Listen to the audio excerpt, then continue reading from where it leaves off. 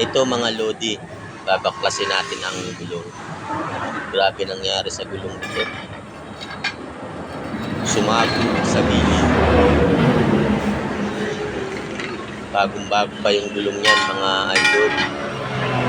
Yan, bali tatanggalin muna natin siya. Tubeless style 11R 22.5. Babaklasin lang to sa rin.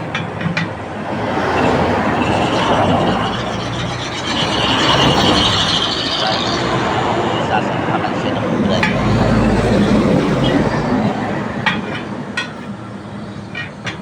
Dahan-dahan lang natin siyang kakalasin.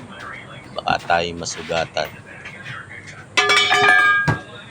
Matalas ang alambre niyan mga idol.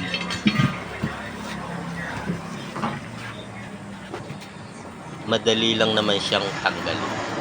Medyo malambot na siya kasi yung lati niya medyo maluwag na. Gawa ng damage. Yan, bali sisikwatin ko na lang yan pabalik.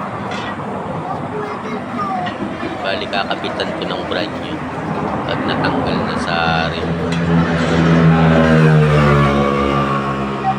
Yan, medyo malambot ng baklasin.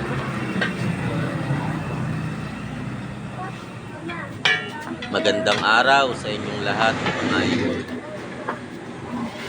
Yan.